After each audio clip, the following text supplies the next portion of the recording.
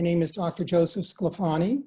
I'm an obstetrician gynecologist and have worked in the field of global women's health for about 4 years. Was recently the director of global women's health in Malawi for Baylor College of Medicine, and am now residing back in New York City. I'd like to welcome all of you to our presentation on maternal health in low resource settings in the age of COVID-19. This is a particularly timely topic as we see that the pandemic of COVID-19 is now full-blown in developed countries, and in low resource settings, we are just starting to see the emergence of this infection. So the purpose of this talk is to prepare, to educate, and to empower the individuals in low resource settings to modify their behaviors and modify their practices and policies to adapt to COVID-19 infections. We're going to start with a pre-test just to have everyone starting to think about some of... Sclafani, could I give some, please everyone, and thank you, Dr. Sclafani, for this introduction. I would like that everyone stay on mute and also without the camera. We will have Dr. Sclafani will do the whole presentation. It will be around 1 hour, and after that, we will have the section for questions and comments. So also you could write your comments in the box that is in the bottom right or your or the screen. So I think that's mainly. So please don't raise your hand in the time that doctor is doing the presentation. Just in the end, we will have like 30 minutes for questions. Thank you. Thank you, Claudia. So in terms of the COVID-19 infection, let's have a quick pre-test to just get an assessment of what is the common knowledge among caregivers on pregnant women and COVID-19 infections. And Dr. Sclafani, we are not seeing the screen. I am seeing your face. Oh my goodness. Sorry about that. Let me change this.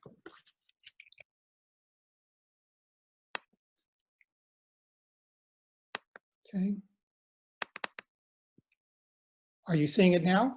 Yes, just put it in the big screen because we are seeing also the other PowerPoints. Oh, I see, yes.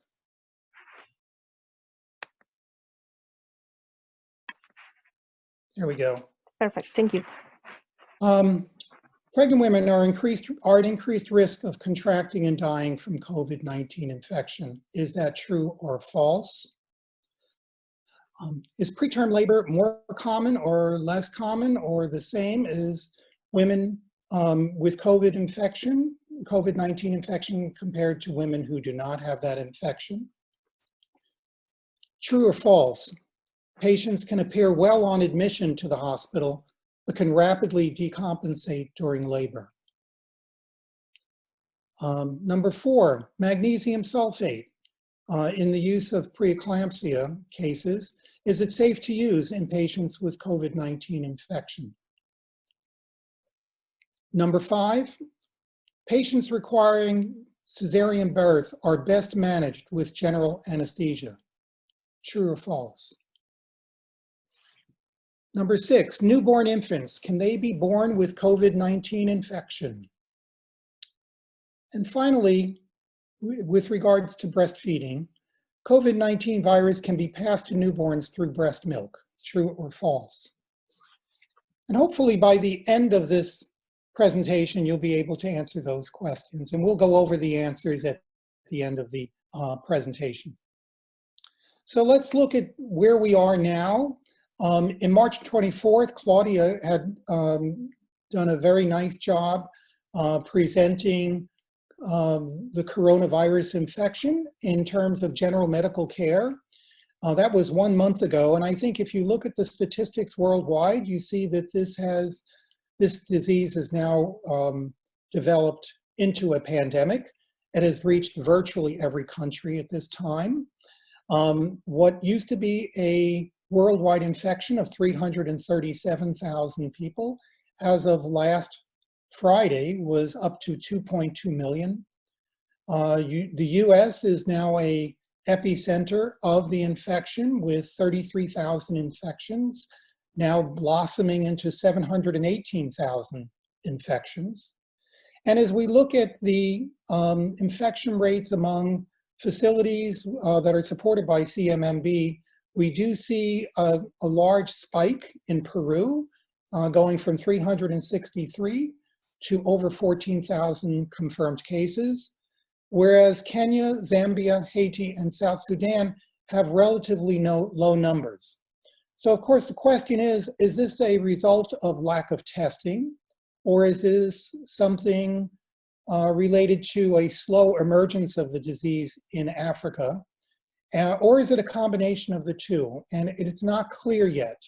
But I think what we do know is that the infection will continue to penetrate through all countries and through Haiti and the African countries as well. So what is a coronavirus? Just to review, it is a SARS virus. SARS viruses really emerged a few years ago as relatively novel coronaviruses.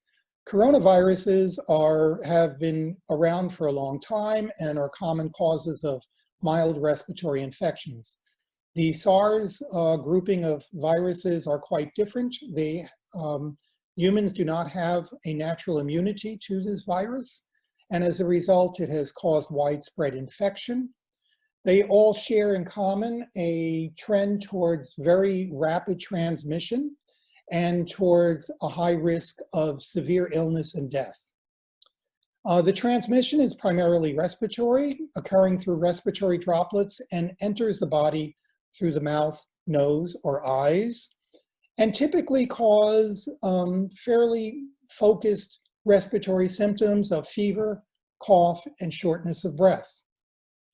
The difference between the SARS viruses and particularly the COVID virus is that they're very rapidly spread, and they can progress in a significant number of cases to a severe critical illness from pneumonias, adult respiratory distress syndromes, and then multi-system organ failure and shock.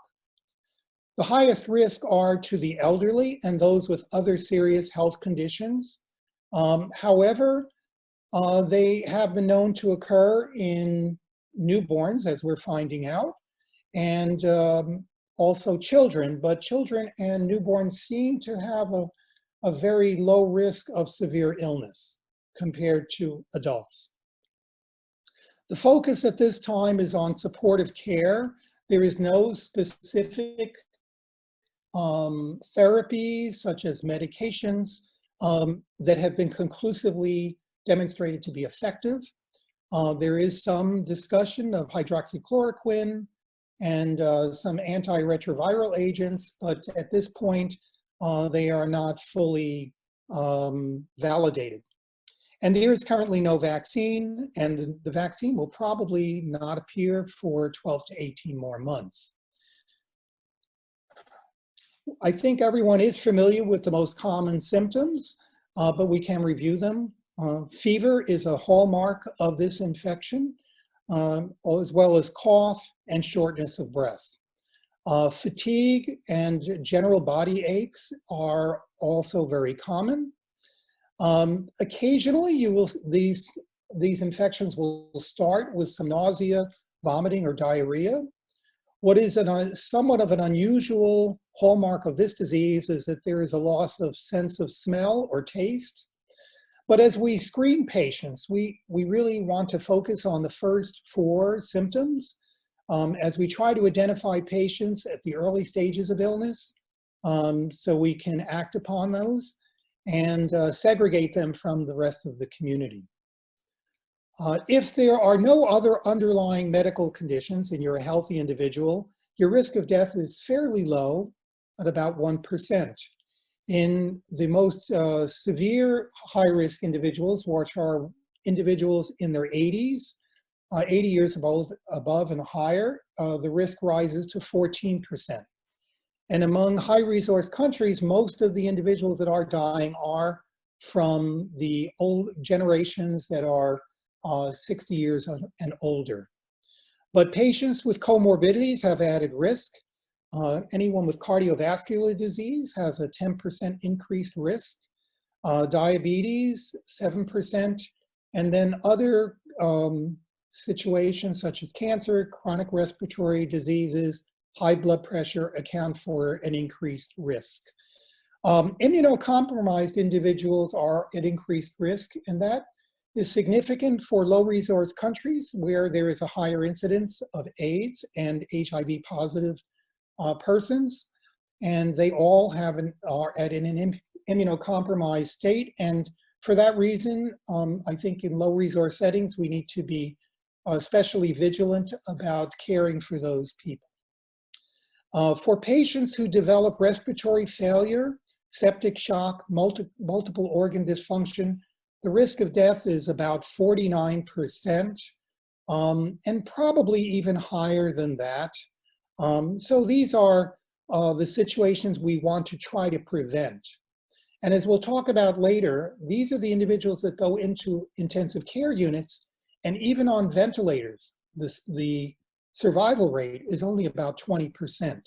So we are putting a lot of resources into intensive care units and to try to salvage individuals who are critically ill, but there is still a very low salvage rate at only a 20% survival.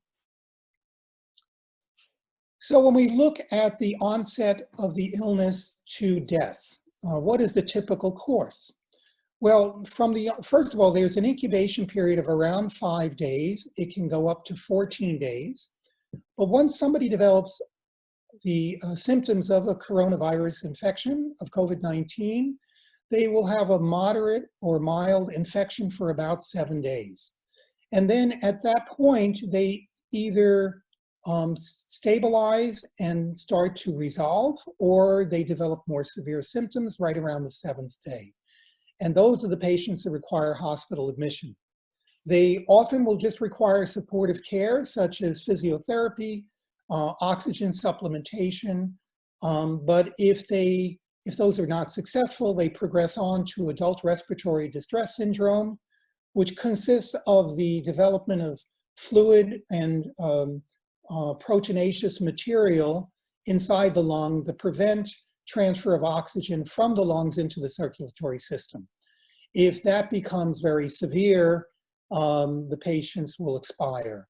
Typically, the time from onset of symptoms until death is around 11 to 14 days, sometimes a little longer depending on the supportive care with ventilators that you can provide.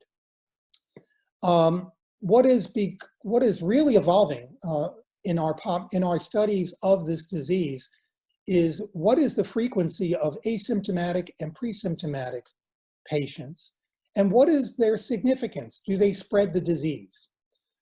We talk about pre-symptomatic patients, which are those patients who have no symptoms, but are going to develop into, or may develop into, clinical disease.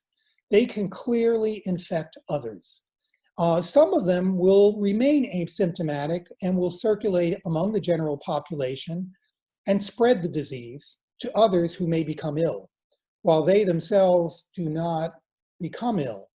And that is the really difficult part of managing this disease, that we have a large reservoir of individuals who are not even aware that they are spreading the disease among others. A study that just came out a couple of days ago from San Francisco, which is an area of high infection, they found that the numbers of individuals who already have had the disease and have recovered, mostly without any symptoms, is about 4%, much higher than we originally thought. So we do believe that the virus is circulating among the population with no symptoms in a very broad range numbers of people. And that requires real vigilance among the public to try to inhibit the spread of disease among asymptomatic patients to the general public who do not have the disease.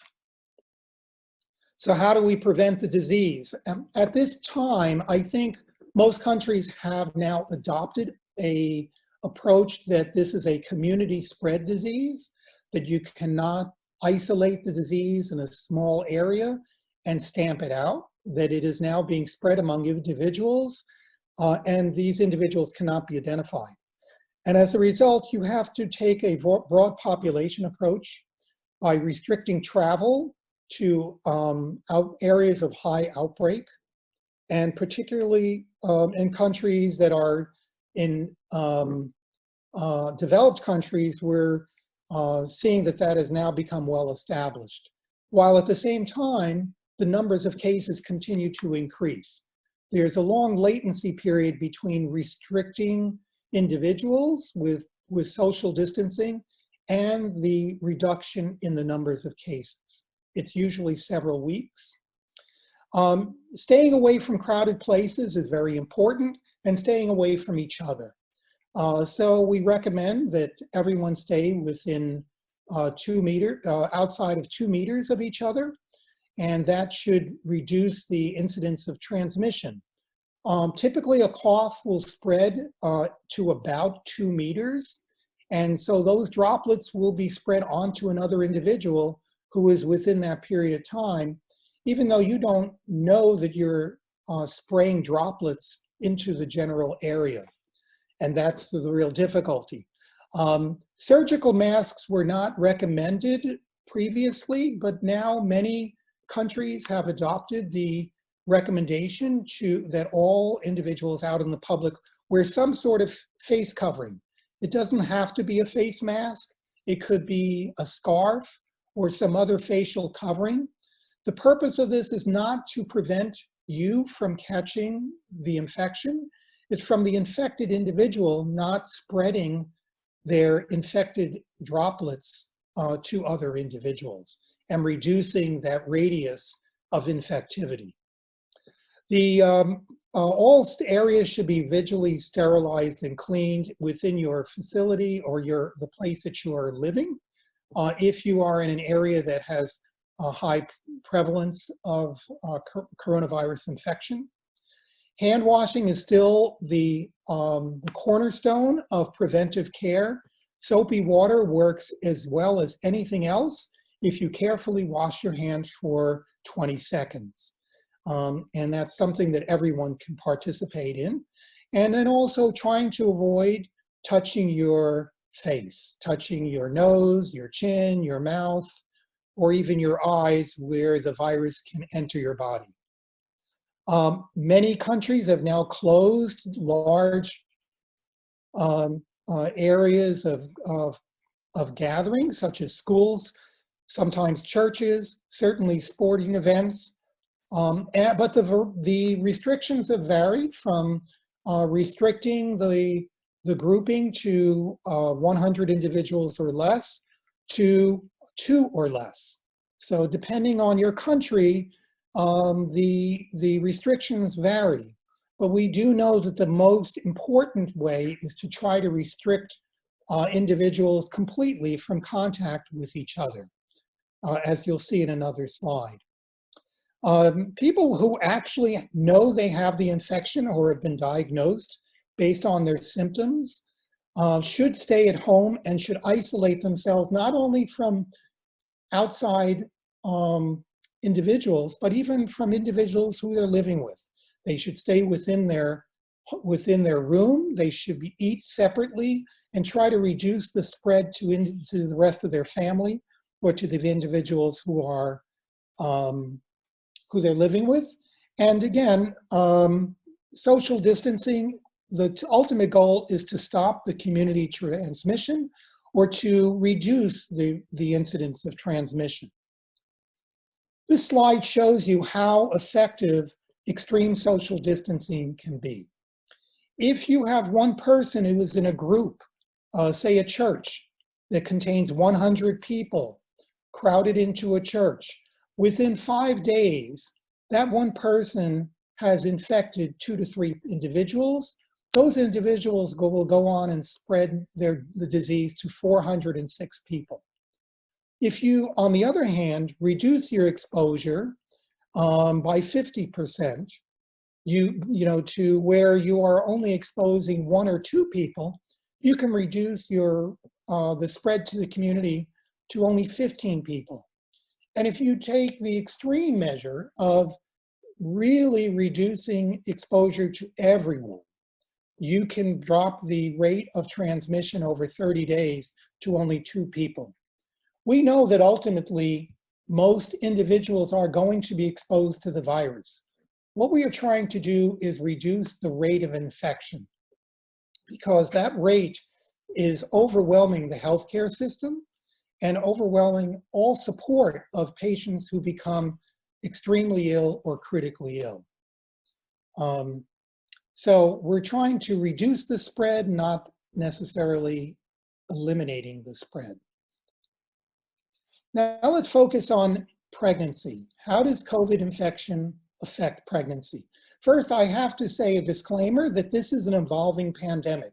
Much of what I'm going to tell you has really been, this information has been disseminated in publications within the last few weeks. And just within the last week, there have been new publications about COVID infections during pregnancy and how the community is impacted as a whole. So it's an evolving pandemic.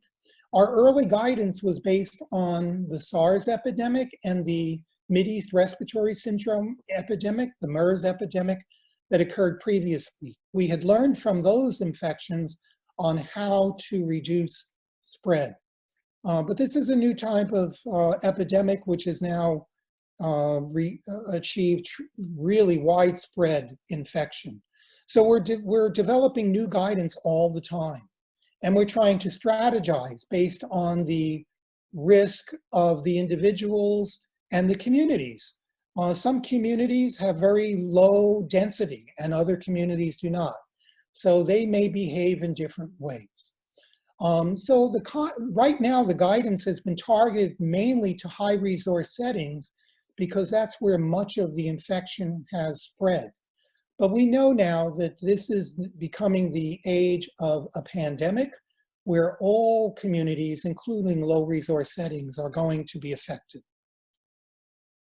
So this is really focused on pregnancy, this talk on pregnancy in low resource settings.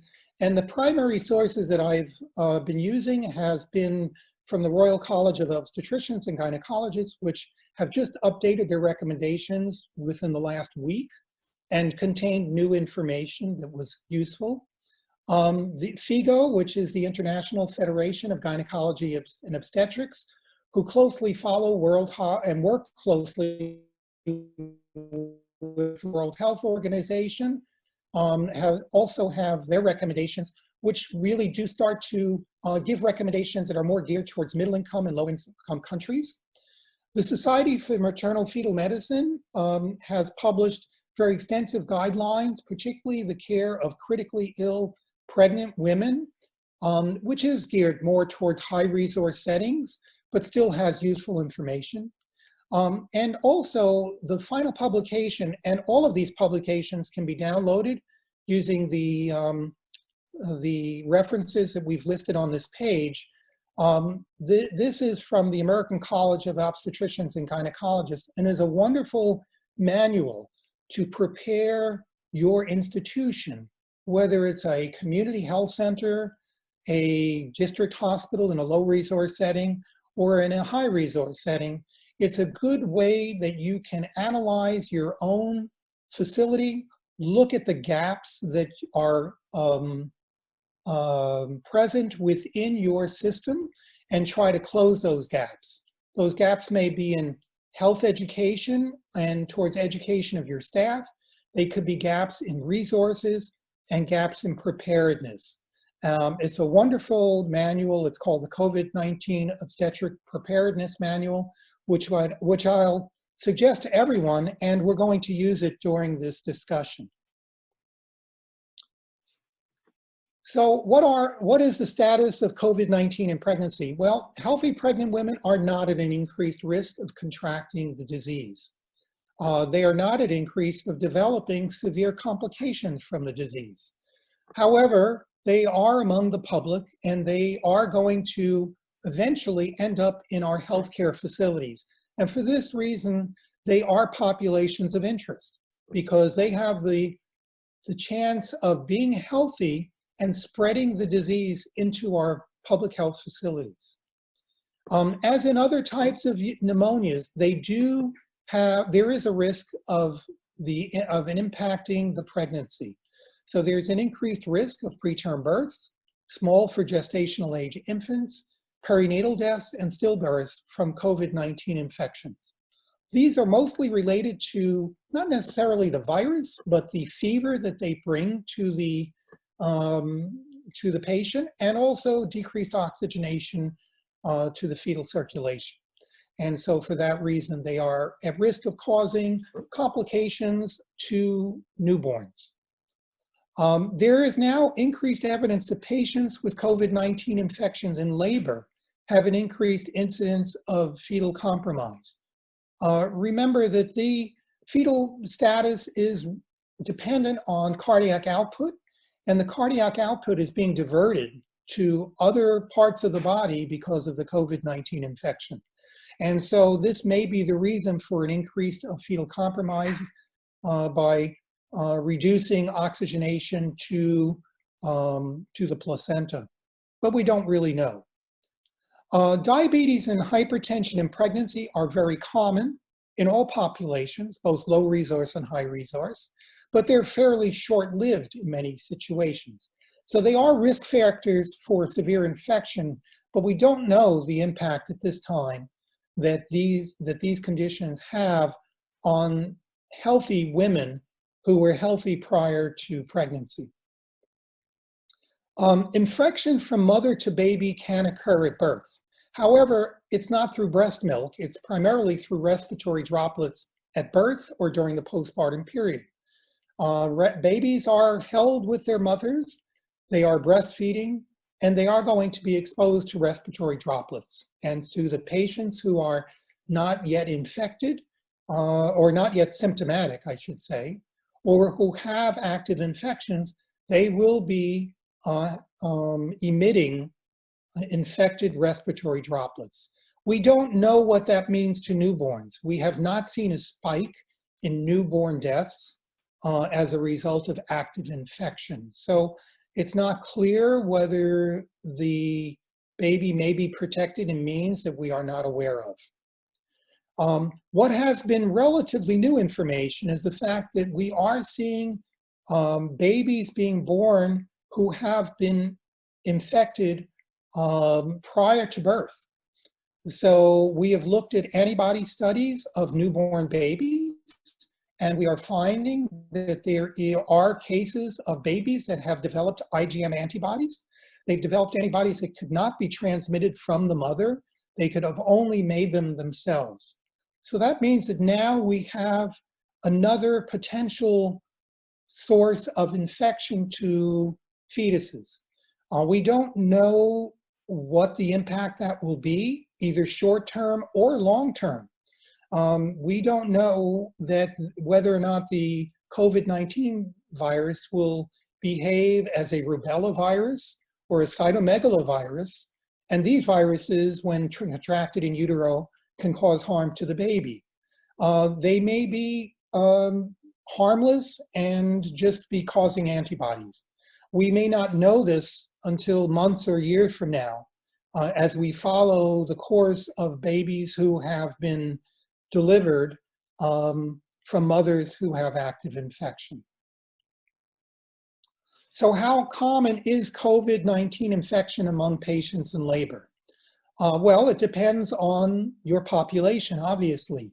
If you have a low penetration of infection currently, as in potentially some low resource settings, and particularly in Africa, then perhaps the infection rate is very low. This study that just came out within the past week was from a high endemic area. This was a hospital system in New York City where they tested 215 patients presenting in labor. And these were 215 consecutive patients. And they found that the incidence of positive testing was 15%. So that's a fairly high number in an area that has already a high penetrance of the COVID-19 infection. What was remarkable was that most of these patients were patients who had no symptoms, 29 out of 33 patients. And then out of those 29 patients, 3 of them became symptomatic within a few days. So what does that mean to us? Well, I think the take-home message is that patients who present to the hospital in labor are potentially all at risk of infecting healthcare workers, infecting other patients, and infecting the general environment of the hospital. And so for that reason, we have to be cognizant that these are not just healthy women in labor. They may be potential causes of spread to the general population. And so we as an institution, we as healthcare workers need to take that to heart. We need to now focus on our patients in a more broad way. I, as an obstetrician, have always focused on my mother and my baby as being my only patients. And certainly that would be true under normal circumstances, but now we have other individuals that we have to consider. We have to consider our ambulance drivers who take patients to the hospital. Any transportation method that takes patients to the hospital may be potentially at risk. Patients who are crowded into antenatal clinics for care are now being put at risk if we continue that practice, because we are putting them in high crowded areas. And even our healthcare nurses, our labor nurses and our delivery and postnatal nurses are at risk of contracting the infection from newborn babies or from mothers. So we have to start taking a broader view of how we deal with all patients within the facility. We have to look at a new strategy of safe maternity care. It's not just looking at mothers and babies. It's also looking at the hospital staff that we have to protect and the community that we have to protect as these patients go back to their community and potentially spread their infection to other individuals. So how common is COVID-19 infection among nurses? If this is the case, we should be seeing large numbers of individuals who are becoming infected in the hospital. And we are finding that. We're finding that in a study of Spain, 14% of nurses have had symptomatic infections from COVID-19. In Italy, it's been 10%. So we do see a spread into our healthcare worker community, and we have to protect them every way we can.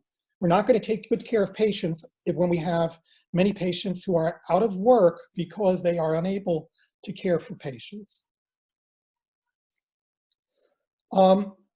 In terms of looking at low resource settings, I think we have to take a different approach than high resource countries, high income countries have done.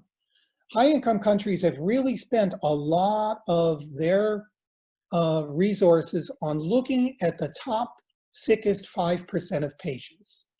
So if we look at the general population of COVID-19 patients, about 80% of them can be treated at home in the confines of their own house or apartment or village, and they will recover by simply conservative measures and taking care of their symptoms and resting.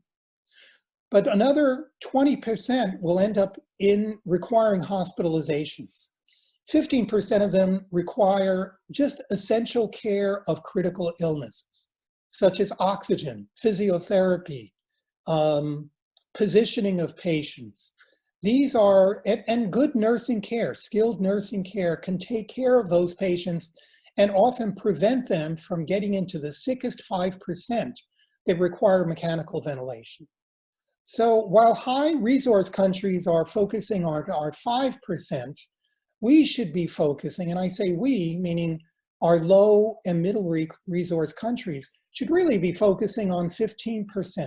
The 15% require good, skilled nursing and ancillary care that cannot be provided at home. This study that came out of Lancet really seeks to look at a new model for low resource settings and to try to beef up the care that we give to that 15%.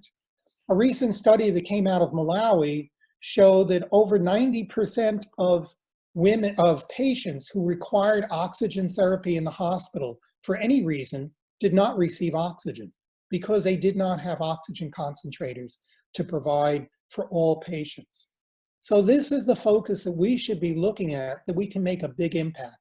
We don't need those high resource dollars. What we need is skilled nursing, training our nurses to be able to take care of moderately ill to critically ill patients that do not require mechanical ventilation, looking at improving the numbers of oxygen concentrators that are much less expensive than ventilators, and getting them delivered to our facilities before these patients become ill, teaching basic chest physiotherapy to our nursing staff, suctioning, and patient positioning. These are all skills that our nurses on the med-surg floor and now in postnatal units should need to know in order to take better care of their patients. So how should we change our approach to patients who are pregnant? Well, I'm going to walk you through the typical journey that a patient takes, starting with the antenatal clinic. And then we'll take it into the labor area and then into the operating room. So starting with a clinic, we should have already made significant changes on how we take care of patients. We should be screening all of our patients before they walk through any door of the facility and ask them 4 or 5 basic questions, asking about whether or not they have noted a fever, a cough, general body aches, shortness of breath, or even a sense of loss of smell or taste. And they should all have their temperature taken. Certainly, I wish everyone had a non-contact thermometer that we could just point at somebody's forehead, but that's not going to be the case. But you should develop a good supply of oral thermometers, and they should be placed in every care area, both outpatient, triage, labor ward, and high dependency unit, and they should not be moved around. They should stay in place and should not be shared among different units. An oral temperature over 38 degrees centigrade is abnormal. However, in many facilities, I worked in Malawi for 4 years, and we never used oral temperatures. We did axillary temperatures. We measured temperatures under the arm, which is about 1 degree less than oral temperatures. So if you see a temperature over 37 degrees that is a underarm temperature, that is probably abnormal and should indicate that this is a patient at risk. In general, in all of our facilities, we have to use our staff as sources of education. Antenatal clinics and postnatal wards together should be giving education to their staff about how they should take care of themselves in the community, whether they're sick or not. So we reinforce social distancing. We reinforce how we cough, what we call cough etiquette, not coughing into your hands. We talk about hand washing, and we talk about all these general measures about not going into crowds and avoiding crowds. Even church can be a severe source of infection among the population. And that's going to be hard for many people to understand or to adhere to. But our nursing staff are people they're individuals that the population relies on, and and believes in them. So we need to use them as sources of education. We need to screen all of our patients for COVID-19 infection. We need to have protective equipment readily at hand when we do identify a patient who is at risk. So if they don't have a mask, they need to have a mask placed on them if they're diagnosed by screening with COVID-19 infection. And preferably it should be an N95 mask, if possible. And then we should start to look at our own policies and procedures and write them down and publicize them for all the staff to know. If we are going to have a protocol, it needs to be adhered to by all the healthcare workers. So we should adopt best practices that we learn and follow new protocols to prevent the spread of infection. So in terms of an antenatal clinic, this is a new version of an antenatal clinic that makes sense. Most of our antenatal care can be provided outside, weather permitting. So certainly when a patient comes to the antenatal clinic, the antenatal clinics that I attended were typically opened at 9 a.m. and we found a crowd of 30 people outside milling around in close proximity to each other. That's probably something we need to stop doing. We need to enforce social distancing as we wait for the clinic to open. And we need to have an outdoor registration area. So that outdoor registration area can be providing accurate information about COVID-19 infections. We can take vital signs outside. We can obtain obstetrical histories outside. We can weigh the patients. We can do much of what we normally do inside, outside, while adhering to social distancing. And we also need to limit the number of clients inside the facility. So instead of allowing all of the patients to come in at once, perhaps now we limit that to 5 people spaced 2 meters apart. And in that way, we adhere to social distancing practices. We also should be limiting the numbers of clients, guardians, companions, and children who come with the patient for antenatal visits. That crowd is probably not the best situation currently. We need to think about maybe clients accompanying clients, patients accompanying patients, rather than having another guardian come with them. That at the community level, at the village level, they come together in pairs, and they leave together in pairs. And that can limit the number of individuals presenting at the antenatal clinic.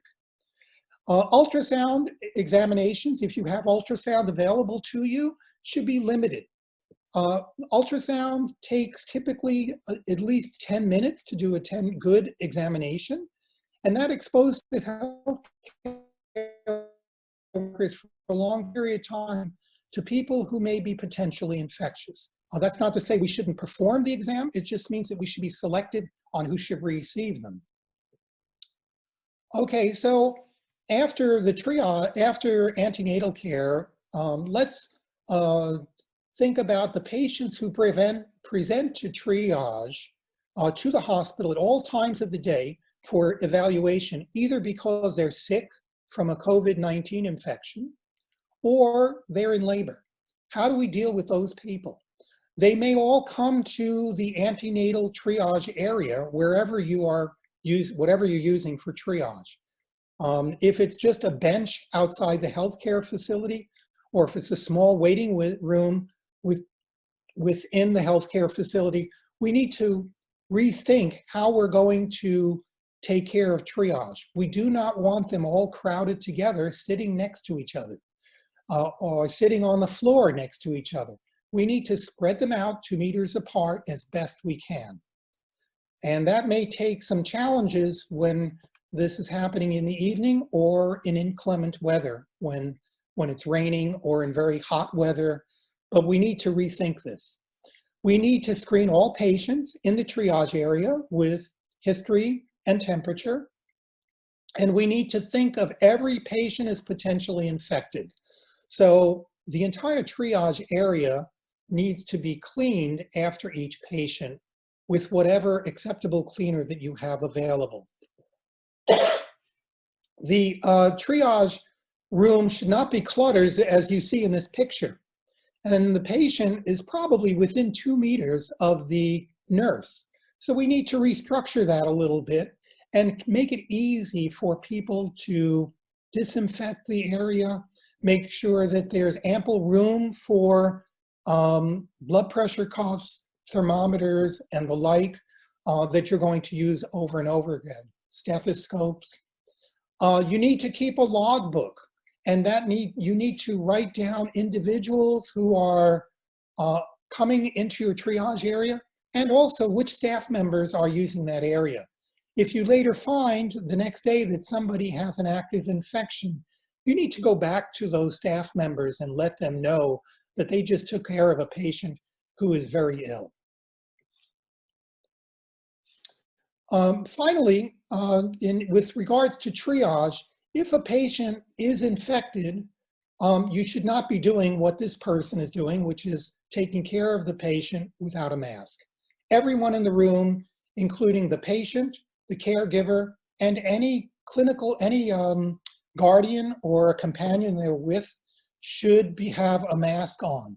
Ideally, an N95 mask, which effectively reduces the spread of the COVID-19 virus. This is very important, and it's a practice that is going to be difficult to change, but try to ramp up your supply of N95 masks if possible now, because you'll need them if you really want to effectively reduce the spread. And then once the patient has been diagnosed in their triage area as requiring a labor room, try to identify a room that could be segregated just for COVID-19 patients. It may be a closet that currently has a lot of charts or materials that are not really necessary. You may be able to find something that you can identify that you keep those infected patients away from the general obstetrical population. If you have a labor area, which is simply a large room separated by curtains, that virus is going to be spread pretty easily to the 3, 4, or 5 other individuals who are in labor at that time. So try as best you can to find a way to segregate your sick patient.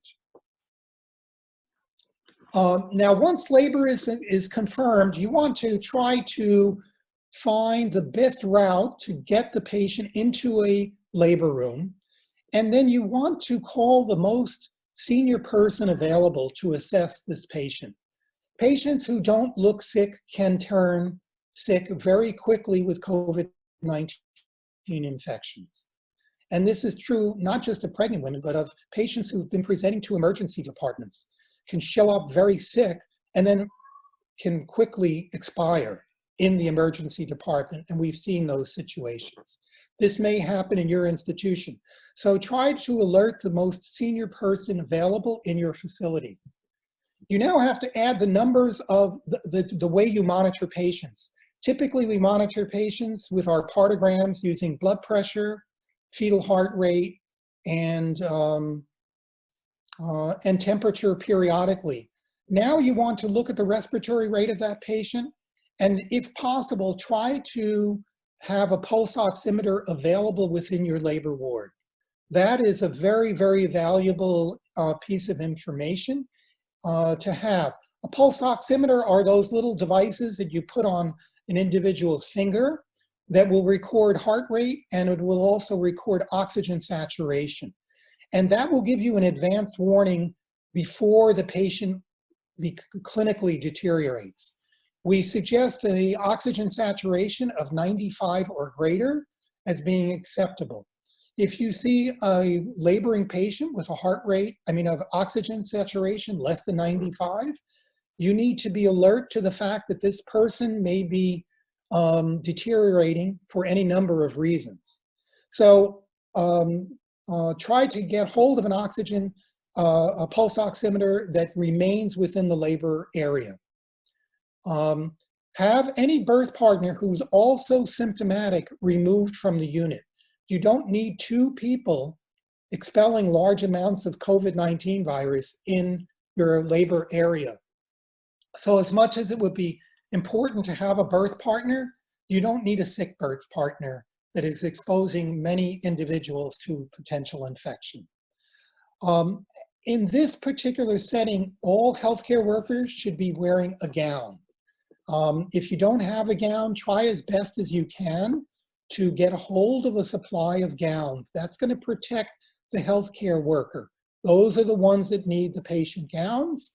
They don't need sterile gloves for everything, but they do need gloves. And they need an N95 mask. Again, taking care of your healthcare workers is really of paramount importance. If you do not have access to an N95 mask, you can use a surgical mask, but they do not work well against containing the virus. There are too many ways for the mask to expel air outside into the sides of the mask, and they're not catching all the viruses inside the mask. So they have a poor filtration system. They're better than nothing, but they really are not the best method of protection for our healthcare workers. And then healthcare workers need to limit the times that they enter and exit the labor room. This is where you're going to need your transporters, your cleaners to be doing a lot of the transporting and to the lab and to other areas that some nurses are currently doing.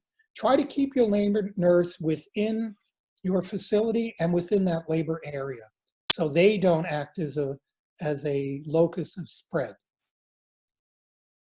Now, what about particular obstetrical complications? Well, looking at the most severe complications, we see preterm labor is probably the most common obstetrical complication that we do see prior to labor, and also premature rupture of membranes. They can be treated in the usual manner, except for the use of corticosteroids. Now, if you have a patient who is actively infected and is febrile, has a fever, they're not to use antenatal corticosteroids. For asymptomatic patients, we don't know. Certainly, if they are very preterm, it's worth using antenatal corticosteroids to mature the fetal lungs. But certainly, after 34 weeks, they are not to be used. The risk-benefit ratio just isn't there, and you can expose that mother to severely compromising their immune system. And so that's not good for the mother or the fetus. Nifedipine is often used to slow down labors, but nifedipine can cause hypotension. And in a patient with an active COVID-19 infection, that is something you do not want to do because they may develop hypotension as they go into shock. So I would avoid the use of nifedipine. What about preeclampsia? Well, nifedipine can be used to drop the blood pressure into a normal range. That is certainly something that is commonly done, and it's a very effective drug. I don't know that I would use the XL type of nifedipine. It probably would be better to use the nifedipine that has to be administered every 4 hours. You just have to look at your supply chain and see which one you use, because you don't want to give it to someone who is developing hypotension while at the same time having preeclampsia, and that can happen. What about magnesium sulfate? Magnesium sulfate has to be used with caution.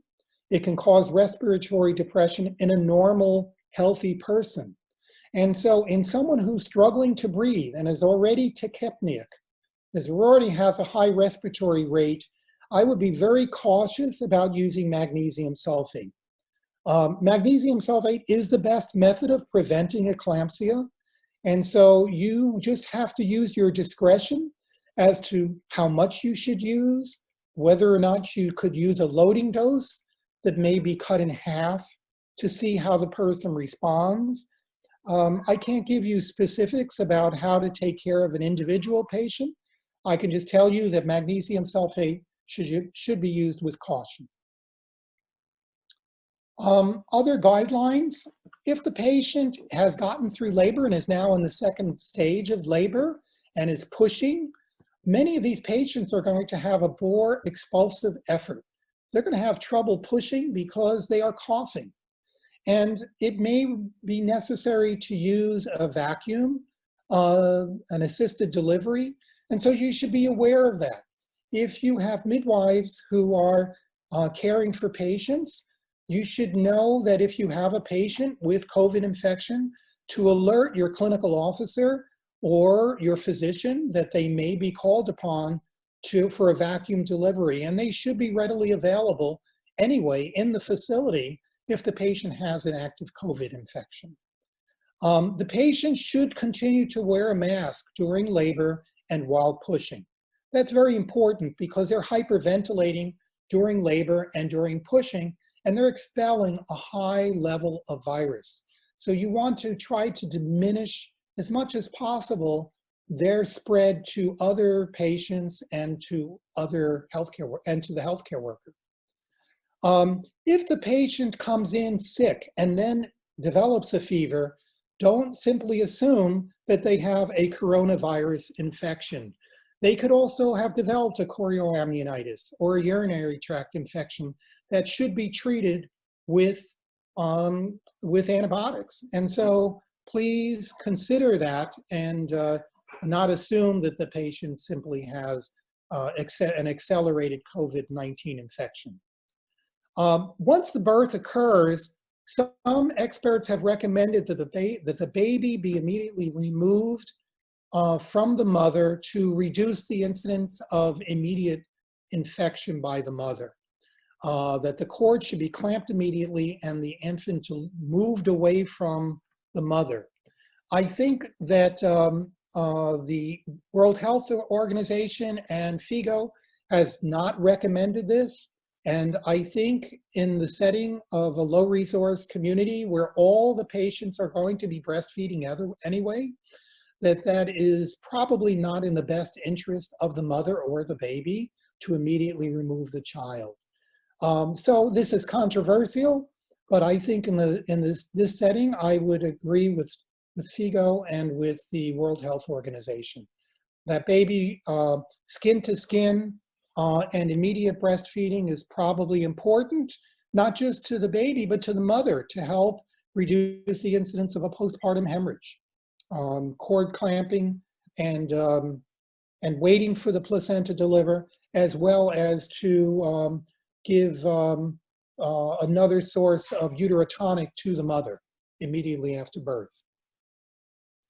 Now, young fit women can maintain normal oxygen saturation for a long time while they have an active infection before suddenly experiencing clinical decompensation.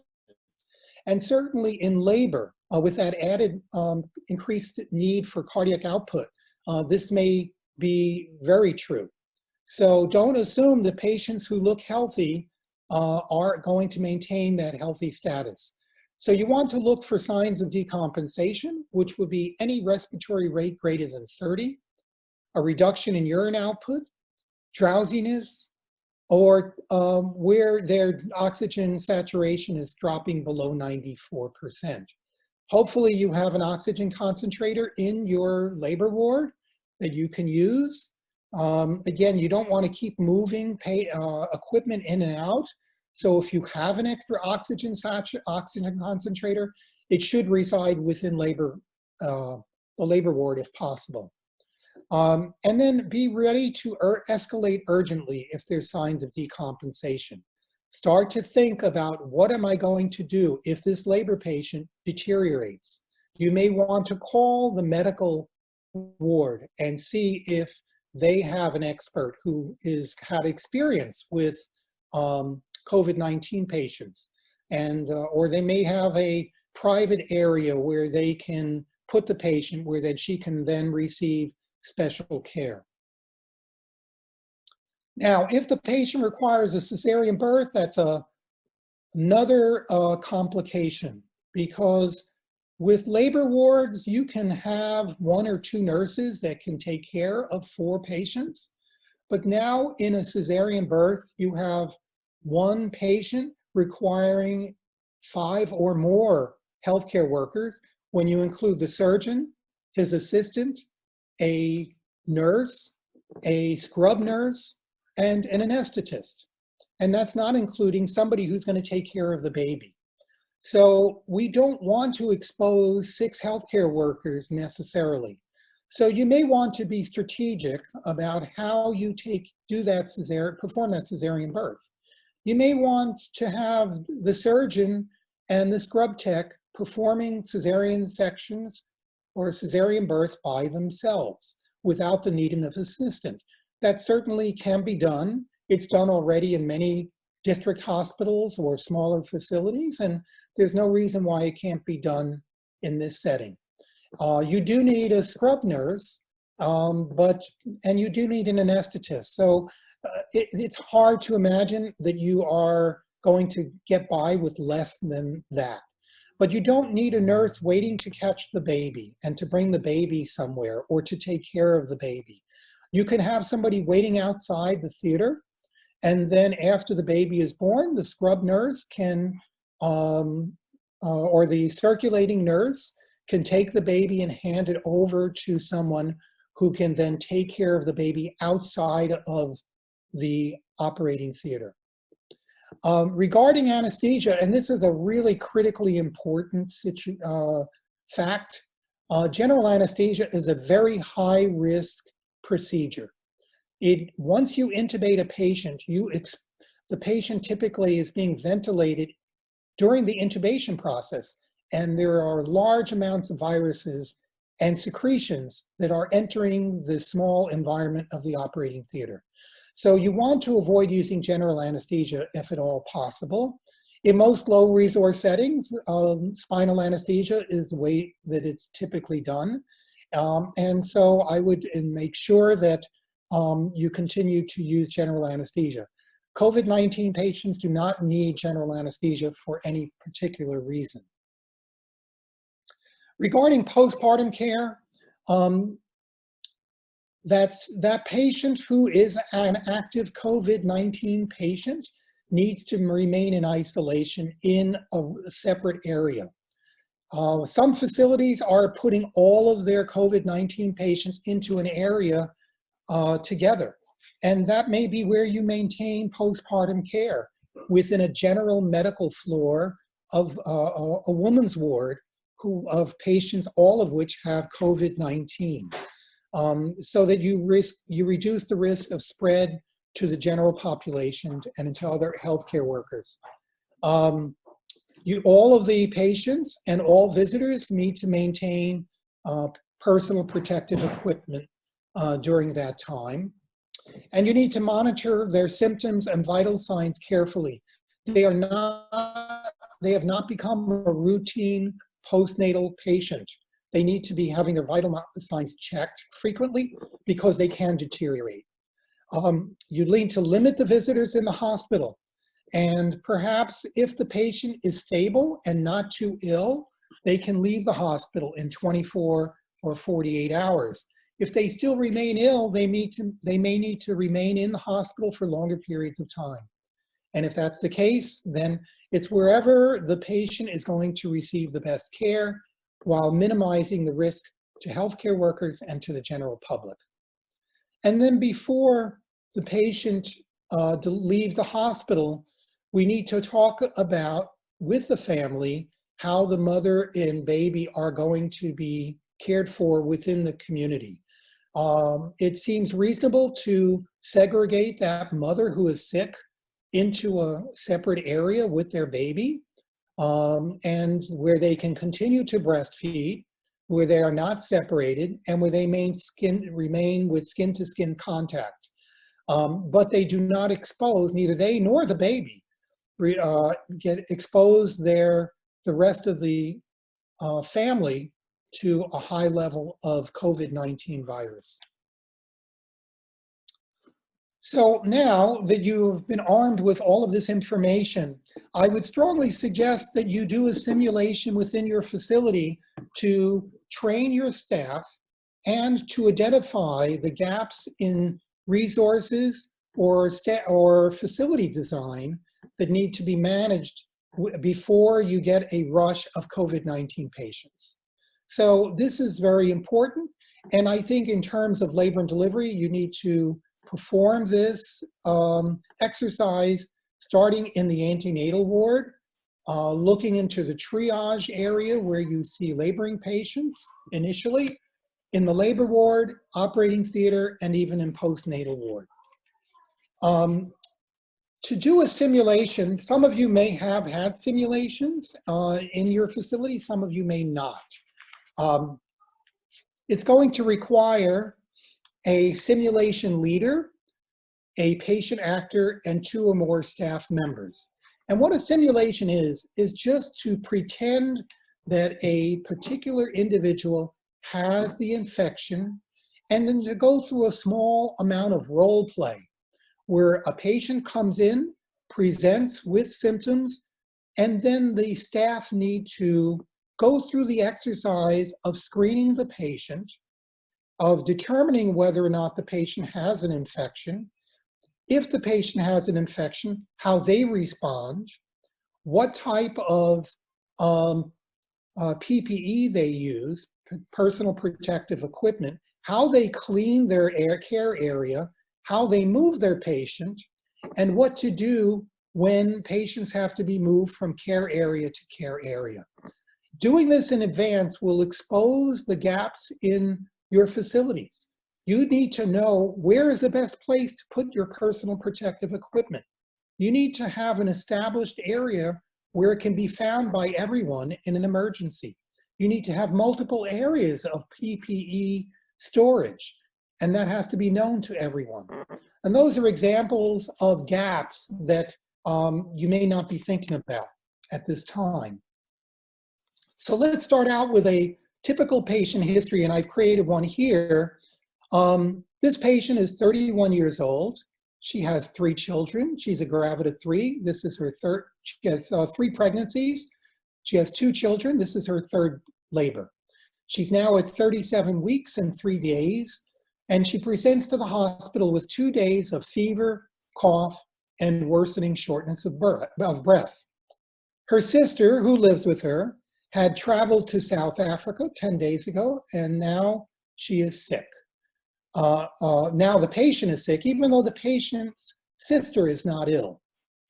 The patient also states that about 1 hour ago, she had broken her water, she had ruptured her membranes, and she's now developing uterine contractions every 5 minutes and has been in labor for 3 hours. She's not had any vaginal bleeding, but she thinks her membranes have ruptured.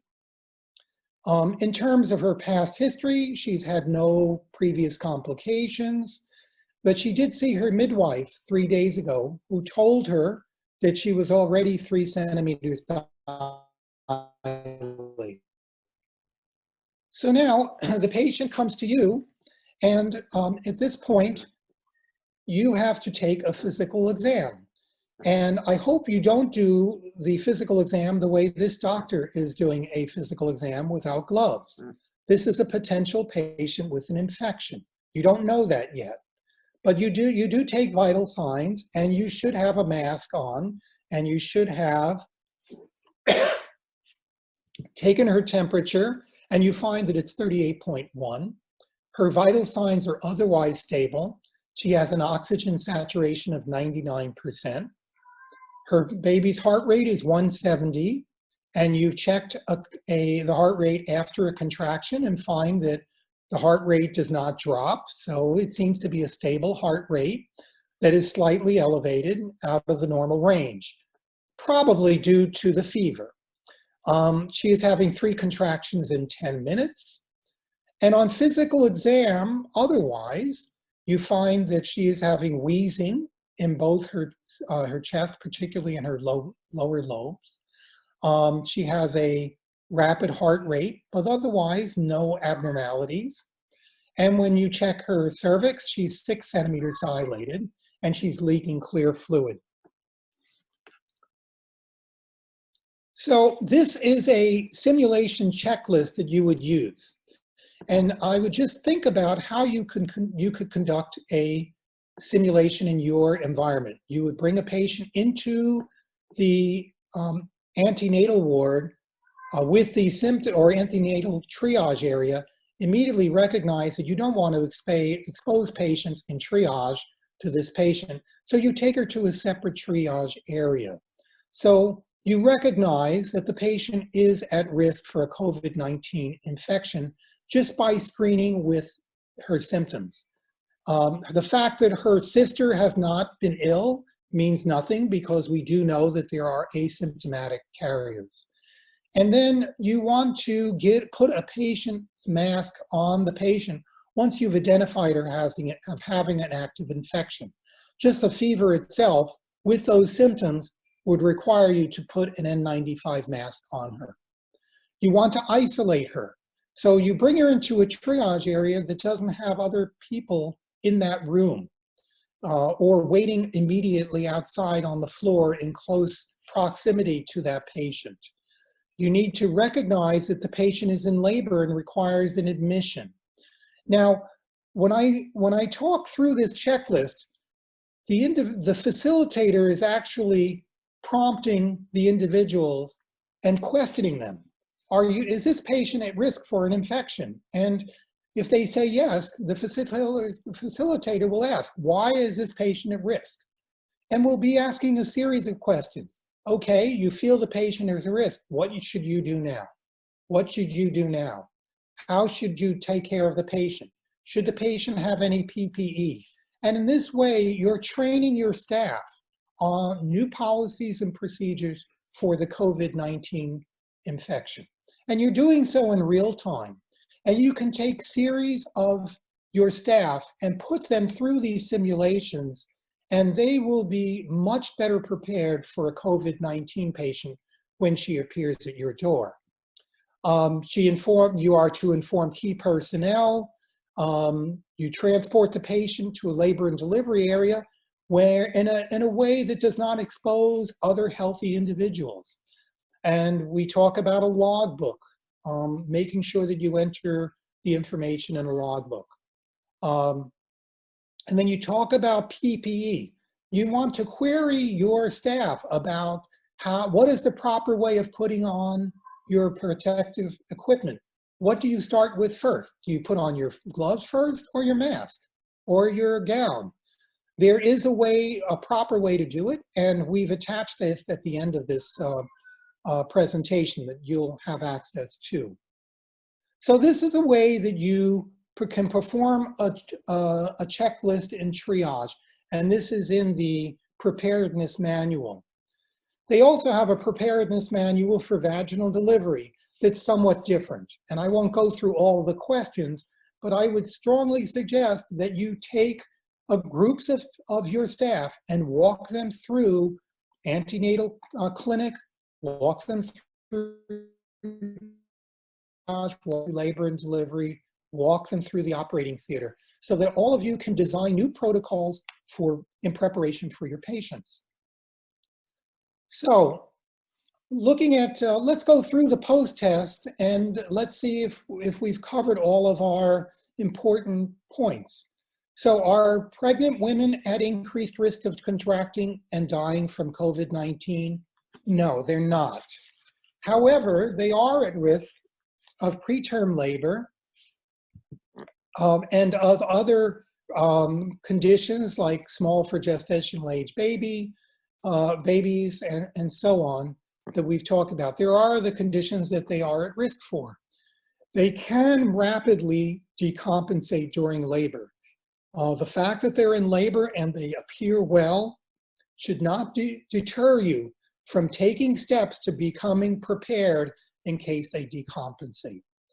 If they do develop preeclampsia, of course you should not use magnesium sulfate except for preeclampsia with severe symptoms, not for mild preeclampsia. And if you use it, you should use it with caution. Infected patients requiring cesarean births are best managed with a spinal anesthetic. They do not require general anesthesia.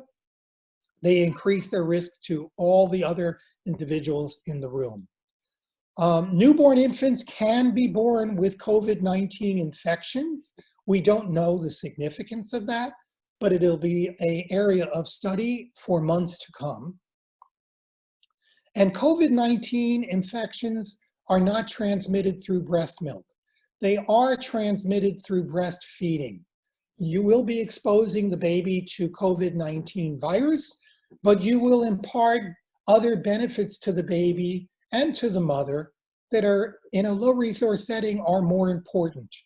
And since newborn infants do not appear to be at high risk of severe infection, then they will probably have a very low risk of getting into complications. I'm going to show you some additional resources that you could print or pass on to others through other social media or other methods in your clinic or facility on how to properly don protective personal equipment, how to put it on. This particular slide talks about working with hand hygiene gowns and the proper respirator, such as an N95. This talks about how the sequence of events of how you put on protective equipment in the proper sequence. And this slide talks about removing them. How do you properly remove your personal protective equipment so you don't infect yourself in the process of removing them? Obviously, a very important piece of information. And this slide also talks about that as well. One more thing about N95 respirators. If you are lucky enough to have an N95 mask, you will probably need to train your staff on how to properly clean them. This slide goes through several different ways that you can properly clean the ventilator, the respirator, your mask, and at the same time allow it to be continuously used.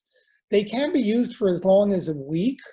It's not ideal, but if that's all you have, then that's what you can do. And in New York City, even in our one of the highest income areas of the world, we are asking nurses to recirculate their N95 ventilators for N95 masks for a week. So pay attention to the proper way of doing it. Obviously, if it becomes visibly soiled with blood or other debris, they have to be disposed of. I want to thank you for listening to this presentation.